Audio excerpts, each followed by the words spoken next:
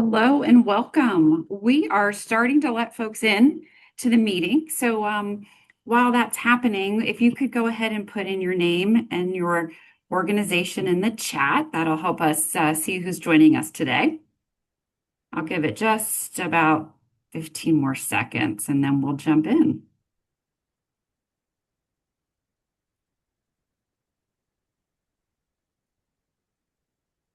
All right. Well, hello and welcome. I'm Rachel Forensic, and I'm really thrilled to have you all here for our second quarterly connection series of the Hunger, Nutrition, and Health and Pregnancy Action Network.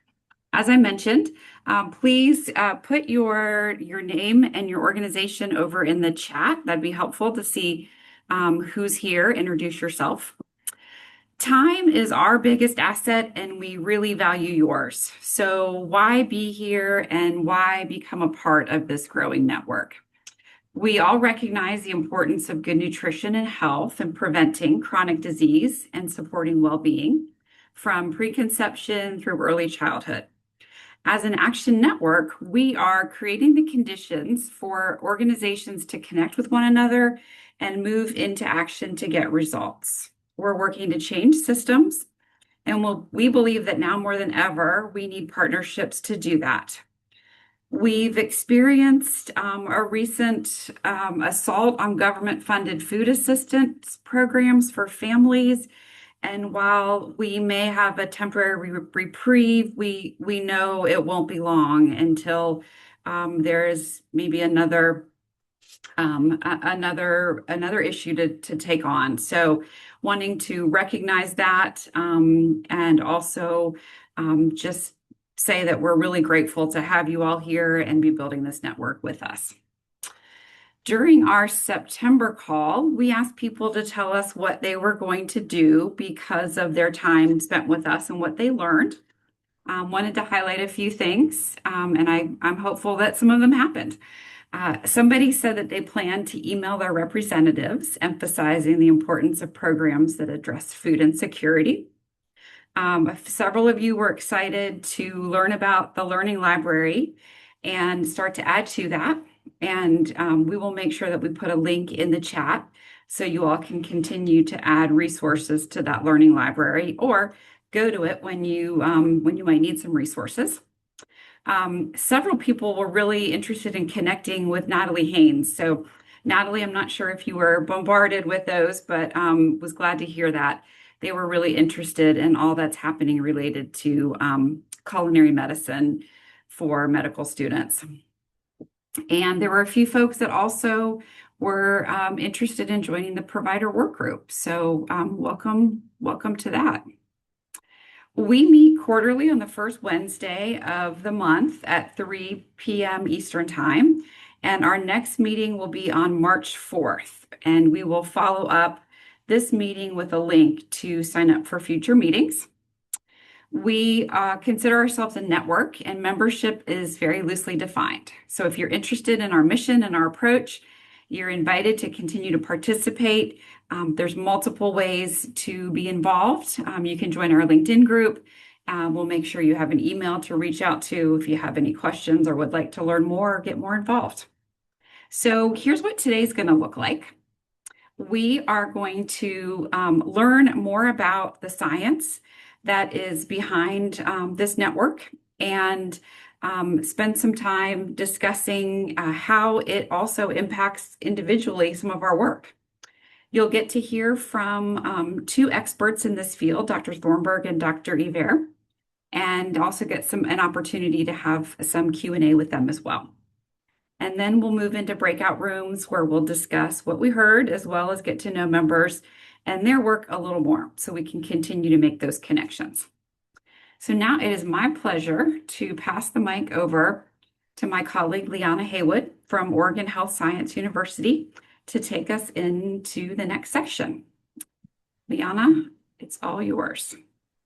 Hello, everyone. Very happy to see you all here today. So I'm going to give you just a little bit of background, and then I'm going to introduce our two speakers. So, as building on what Rachel said, following our fall meeting, connections meeting, we really had several requests to learn more about the science of developmental origins of health and disease. And this is the area of research in which all of the work we do within this network is grounded. And today I'm going to give you just a brief history of sort of how we got here today in this room. So, this action network grew out of 3 national conferences on nutrition and pregnancy that were organized by OHSU, or Oregon Health and Science University, the Moore Institute for Nutrition and Wellness at OHSU, and then were supported by the Vitamix Foundation. So, these conferences in 2019, 21, and 2023 resulted in 2 published papers. I think Diane's going to share links with you in the chat, but we will also send them in the follow-up email. The first conference focused on the latest research. Subsequent conferences identified existing programs and policies around nutrition and pregnancy, community needs, and barriers to the translation and implementation of this research, including the need for increased nutrition education for healthcare providers and better coordination among people who are implementing these works. Following the third conference, a group of attendees created what is today the Hunger, Nutrition, and Health and Pregnancy Action Network, in alignment with the CDC Foundation's work around the national commitment in hunger and increased healthy eating and physical activity. And so here we are 18 months later. So today we have 2 speakers, Dr. Kent Thornburg and Dr. Marie-France Hivert. Kent is going to talk to you a little bit more about DOHAD from a research perspective, and Marie-France will talk to you a little bit more about the clinical implementation of this work to the patients that she sees. So we are going to, well, first I'll give you a quick introduction of both of them, and then we're going to have a series of questions that they're going to take turns answering. So Kent Thornburg is a professor of cardiovascular medicine emeritus in the School of Medicine at Oregon Health and Science University. He was the founding director of the OHSU Moore Institute for Nutrition and Wellness and the Center for Developmental Health. He continues to study how early life stressors set a person's risk for adult onset heart disease and other chronic conditions. And he's currently chair of the external scientific board that oversees the National NIH program Environmental Influences on Child Health Outcomes, or ECHO. Dr. Marie-France Hivert is a professor in the Department of Population Medicine at Harvard Medical School. She's a clinical investigator with primary focus on the etiology and primordial prevention of obesity and related comorbidities, particularly type 2 diabetes and gestational diabetes. Her interests also include fetal metabolic programming mechanisms and the integration of genetics, epigenetics, and environmental factors contributing to obesity and related disorders. She leads multi-sectoral interventions co-created in partnership with community-based organizations to enhance nutrition in families. And at Harvard Medical School, she's the director of the curricular theme, Nutrition and Lifestyle Medicine. So thank you both for being here. We're going to just jump in right away with you, Kent.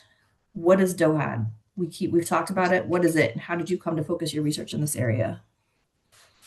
Yeah, DOHAD, first of all, I should say how happy I am to be here with Marie-France and to have a chance to talk back and forth between the science and clinical application.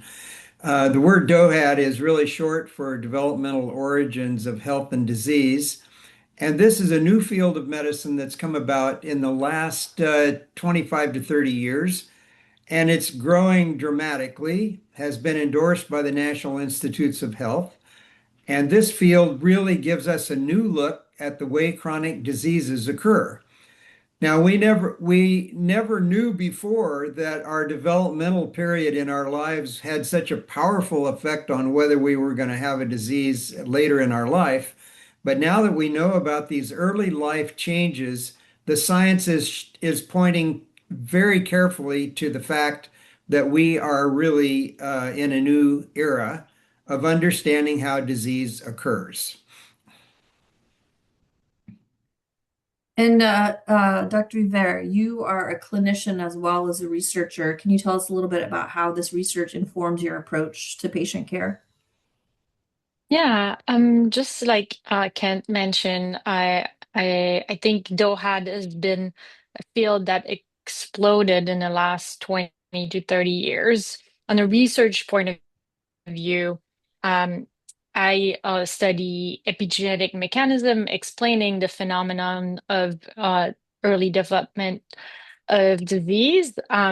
And I think the landmark studies that have made this field emerge first started with the undernutrition side of the equation in pregnancy with low birth weight or deep famine period during the Second World War. But at the other spectrum, we also know now that overnutrition during pregnancy can lead to higher risk of disease across the life course for the offspring. And so, myself as a clinician, I treat people with gestational diabetes, and gestational diabetes is the one of the main example of overnutrition during pregnancy because the glucose of the mother crosses freely the placenta, and by having higher level of glucose in the in utero environment, the fetus itself produce more of its own insulin, which is the main growth factor. When I treat people with gestational diabetes, I explain to them the short-term consequences of the hyperglycemia that they are experiencing, but also the long-term for their child to be, and how treating the hyperglycemia during pregnancy may prevent short-term complication, but hopefully may also lead their future child on a healthier trajectory for their own life course. So that blends nicely into this next question of, we in this room probably all have a good sense that nutrition overall is important for health, for population health, but why is it particularly important during pregnancy? Kent? We have learned a lot about how nutrients affect the growth of a baby. And this has been a powerful effect that we didn't know about before. We've always assumed that good nutrition is important. But now that we've discovered that the baby during its differential stages of development needs specific nutrients in order to be healthy and to build and to have the building blocks for building its organs. So babies that are deficient in these nutrients will have trouble making enough nephrons in their kidney and enough heart cells and the right brain connections and that sort of thing. So there's a really powerful way in which nutrients affect the development of the baby. And Maybe on France, my do you have side, anything? Yeah. yeah, on my side, clinically, we know that up to 70% of people with gestational diabetes can be managed only with small changes in their diet, in being physically active. And so that's very empowering for a lot of our patients, because by doing small modification in their daily food intake, they can actually manage their own blood sugar by choosing a, a wide variety of food that has high nutrient, and reducing a lot of the high fat, high sugar food that allows them to control their blood sugar and have a healthier overall nutrition for themselves and their future child. Kent, can you tell us a little bit more about what is actually happening during pregnancy and development that is affecting future chronic disease risk? What are these underlying biological factors? And can you maybe explain the epigenetics term a little bit? Yeah, there's two pieces to this. One is we have to realize that most people in our society do not eat a healthy diet. And this affects people who are pregnant as well. And this is important because we only learned in the last decade or so that specific kinds of nutrients affect the baby's growth patterns, not just through the genes that they have, but the way those genes are regulated. We call that epigenetics. Now, these epigenetic changes change not only the baby's methods for building its organs, but it also affects their germ cells, which means that it's possible for them, if they're nutrient deficient, to pass on the effects to their offspring after they're grown up and they reproduce.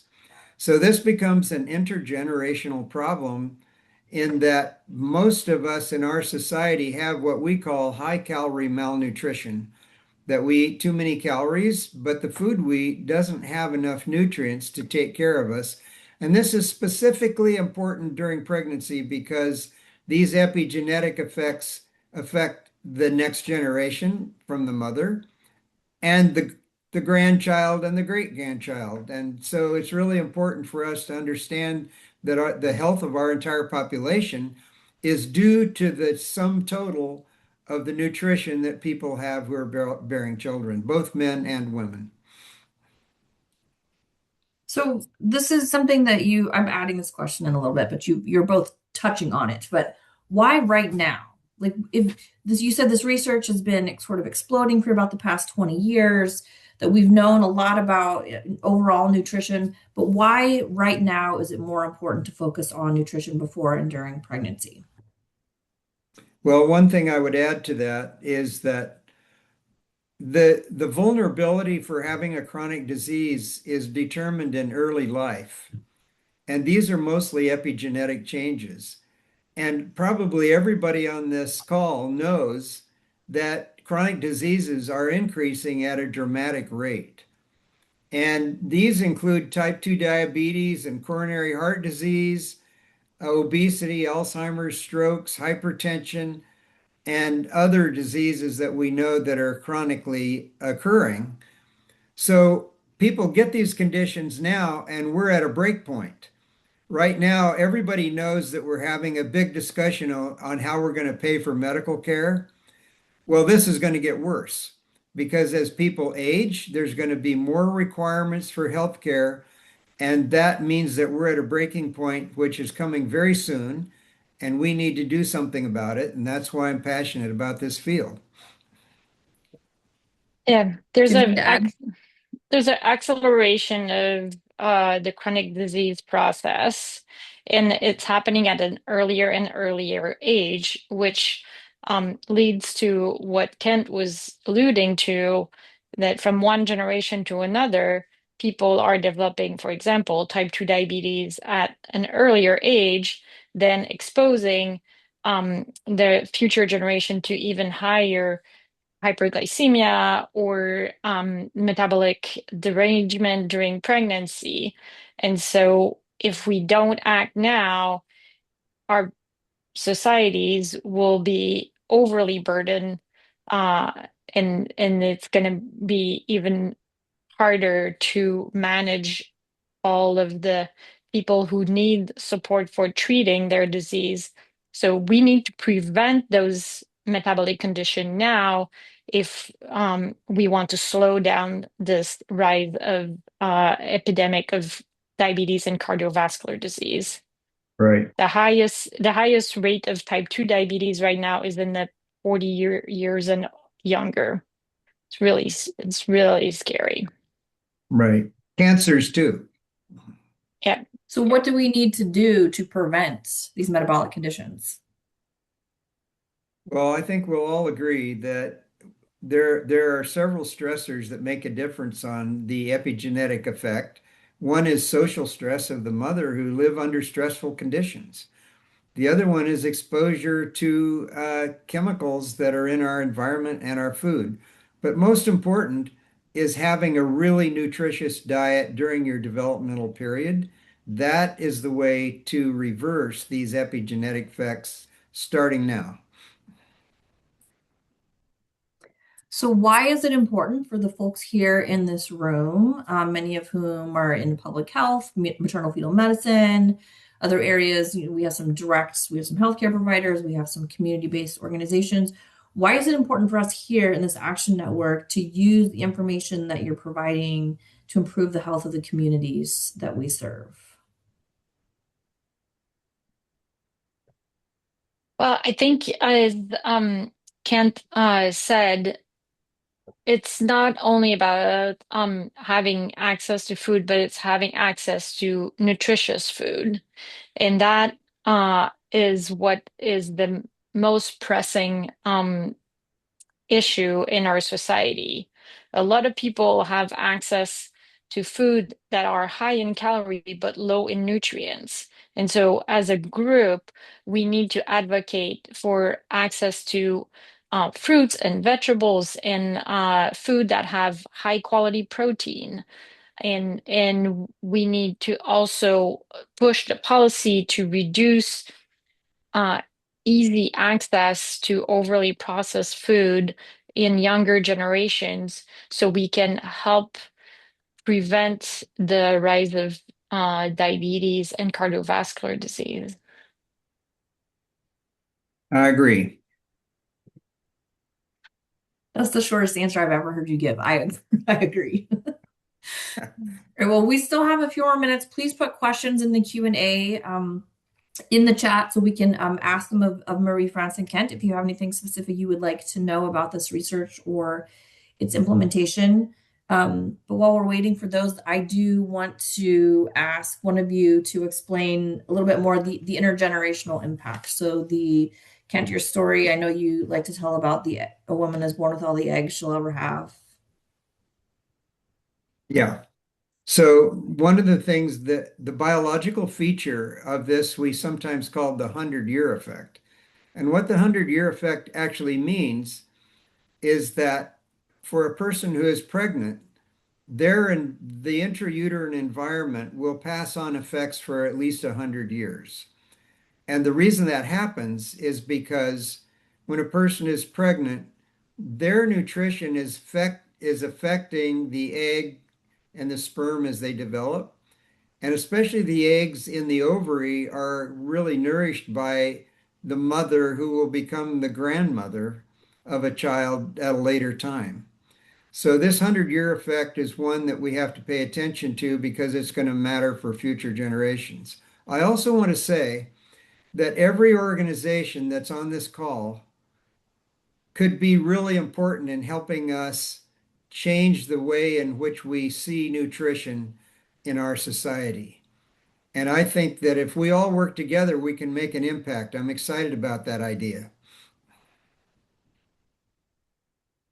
We have one question here in the chat, which follows nicely on that. When it comes to nutritious foods, what are your thoughts on affordability and how to combat this to ensure pregnant mothers are able to access more nutritious foods?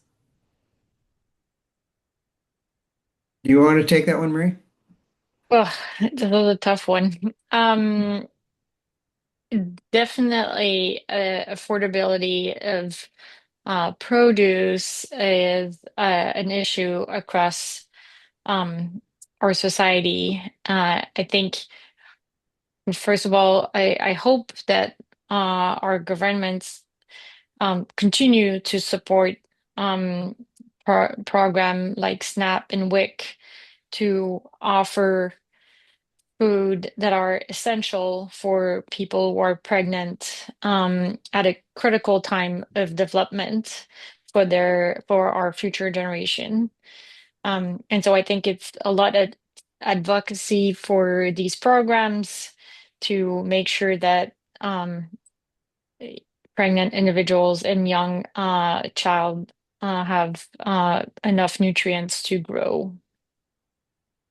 Yeah, I would say that we really have to make sure that we have policies, not only from the government, but from also nonprofits that are working hard to make sure that there are nutritious foods available for people.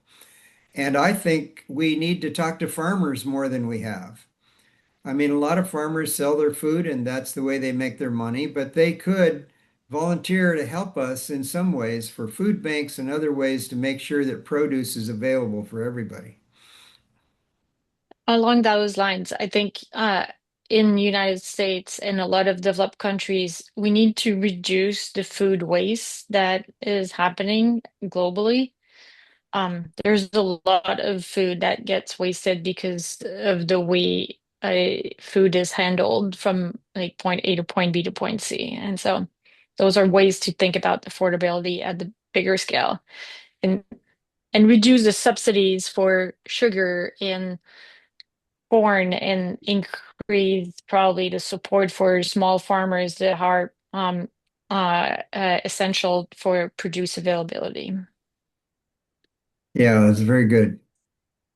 We have another question that says many of us work in nutrition and understand the enormous importance of prenatal nutrition. Can you also speak more to the impact of external stressors like poverty and housing insecurity on DOHAD? Yeah, what people don't realize is that under any stressful condition, all of us make the stress hormone called cortisol and a few others. And cortisol is protected in the fetus by an enzyme in the placenta. So ordinarily, when we have stresses day by day for something, we lock ourselves out of our car or something, and we have those stresses, it turns out that those are not harmful to the baby because they're filtered. However, for people who are lack housing or are abused by a spouse or have really high levels of social stress, the placenta is not able to neutralize all that cortisol, and it goes into the placenta, changes the way the brain develops, the cardiovascular system, and many systems are affected by cortisol in a way that changes their epigenetics for long term. So this really high stress level is something that we should be addressing along with nutrition. Most people who have poor nutrition, especially people who have very few means, those folks are also suffering stress. So there's a double hit to the baby, both from the stress and from the lack of nutrients that they get while they're developing.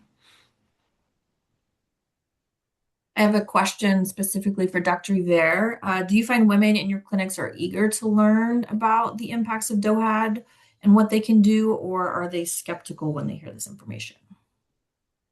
They're very curious about this. I think probably they have not heard as much of the long-term implication of what they um, how what they do or eat during pregnancy. I think we also have to be mindful, though, to not um, overly stress. Mothers are already anxious to do the right thing, and we don't want them to feel even more responsible for the fate of everything that's going to happen in the life of their child. We want to support them in a positive way and encourage them incrementally to make healthy choices on a day-to-day basis. The benefit of gestational diabetes is that they see the impact on the short term by measuring their blood sugar, so they can um, objectively see that what the changes they're making have a positive impact on their health, and hopefully that makes them feel empowered that they are doing the right thing for the long-term health of their children. We'll do a couple more questions. We have one about the new NIH leadership. Are they tuned in appropriately to this critical area of research? And is there a way that we can help in that area?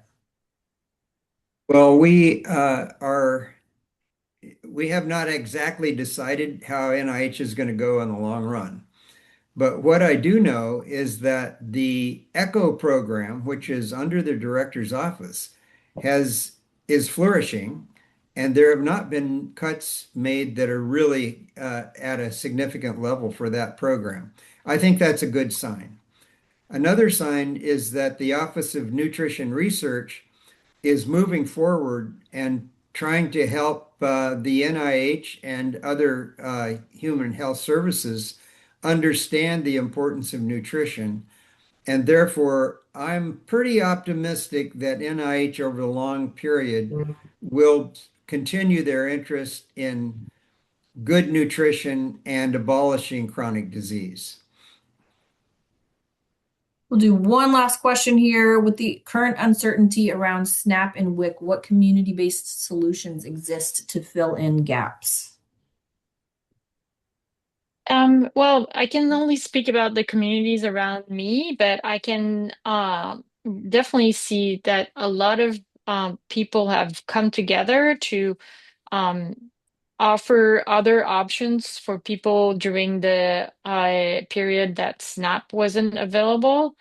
There's various sources of community support, either nonprofit or local food services that have offered help during that period. So, you know, in front of adversity, it seems like people are really willing to come together and help each other. So we can only hope that that will continue. I agree with Marie France, but I will say this, I don't think we're doing enough.